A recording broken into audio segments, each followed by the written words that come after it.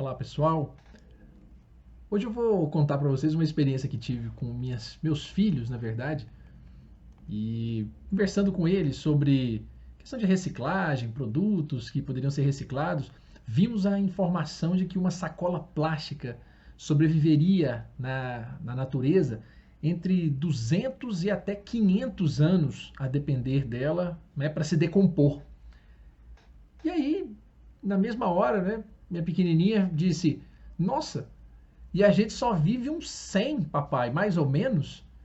E o mais velho ainda brincou: E isso se der sorte. Na mesma hora, ela perguntou: Por que a gente não dura tanto, papai? Eu respondi naquela hora. Mas antes de responder, me veio uma série de coisas na cabeça e eu não respondi no mesmo dia.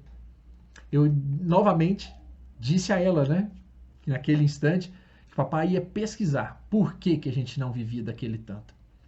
E claro, tirando as questões biológicas que envolvem toda essa questão, fiquei pensando no que a gente ia ficar fazendo aqui por tanto tempo à disposição. O que nós realmente faríamos que nos tornaria imprescindíveis de estarmos aqui nessa condição por tanto tempo. E aí, pensando nisso, se hoje nós já malbaratamos o tempo, não usamos da melhor forma, não o aproveitamos da melhor forma possível, muitas vezes jogando fora, desperdiçando mesmo, nós pedimos essa vida eterna, esse tempo longo, mas queremos uma vida apenas exclusivamente cheia de bons momentos, de alegrias, de situações boas e plenas.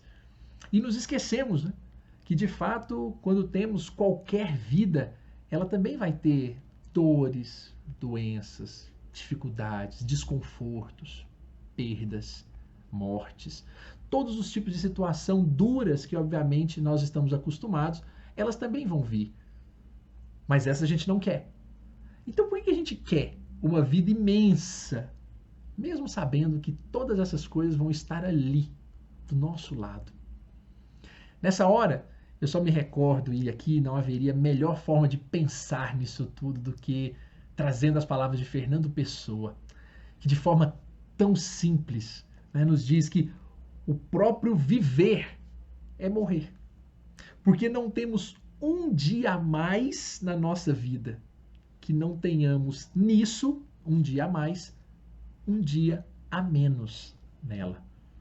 Então o grande recado, o grande convite, muitas vezes interpretado até de maneira equivocada, entendendo que o próprio viver é morrer, sob uma ótica pessimista, a proposta aqui é de nós vivermos o melhor a cada instante, ainda que nas experiências duras. Vivermos cada hora, cada pessoa e aprendermos com cada instante. Porque os grandes problemas não são eles que verdadeiramente destroçam nossa vida. Geralmente nós nos dedicamos, nos abraçamos, nos reconfortamos diante das grandes provas, das grandes durezas da existência. As pessoas se aproximam, cuidam umas das outras, nós vencemos juntos essas experiências muito dolorosas. O que traz a dificuldade mesmo são as experiências pequenas, mal vividas, daquelas que nós vamos, na verdade, trazendo dissabor nas pequenas falsidades, nos pequenos enganos, nas pequenas falhas que nós cometemos no dia a dia. Somando-se isso, nós vamos percebendo que realmente a vida se torna bastante desgastante. Mas vamos vivendo essa vida e acabamos não prestando atenção àquilo que é realmente importante, que é fazer aquilo que importa às pessoas.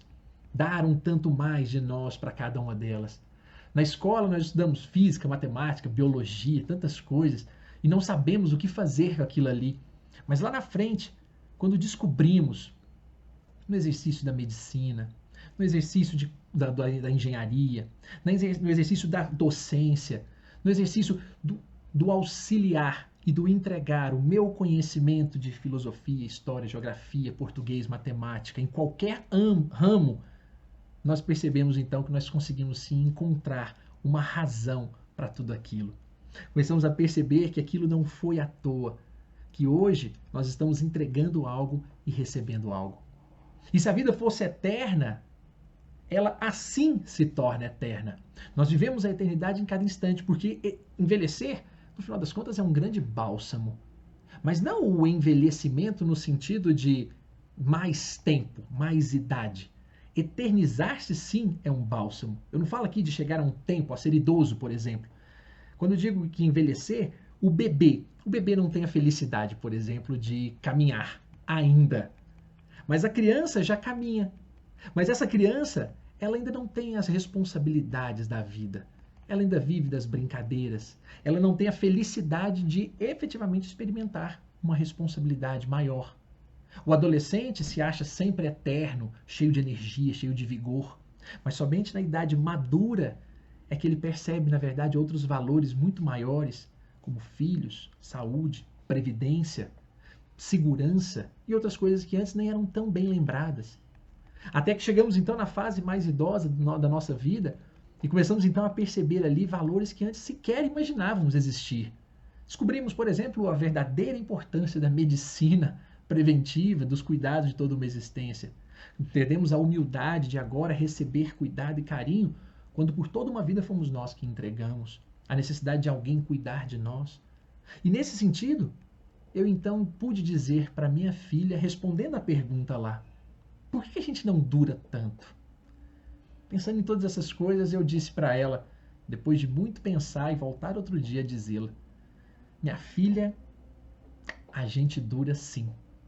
Vivendo cada fase de uma vez, bem vivida, cada dia de uma vez, entregando ao outro o nosso melhor, de repente nós percebemos que nós experimentamos eternidade. Experimentamos que estamos envelhecendo fazendo o nosso melhor, seja na nossa profissão, na assistência social que prestamos, no cuidado com as pessoas, na educação e no zelo que temos com cada um, nos exemplos que deixamos. É por essa razão que nós acabamos de verdade vivendo eternamente. Sacolas plásticas são esquecidas porque, no final das contas, sacolas plásticas são assim, do começo ao fim. Nós não. Nós nos tornamos melhores, nós nos tornamos maiores e vivemos cada fase melhor, se assim o quisermos. Coitadas das sacolas que só vivem 500 anos. Um forte abraço a todos e até a próxima, pessoal.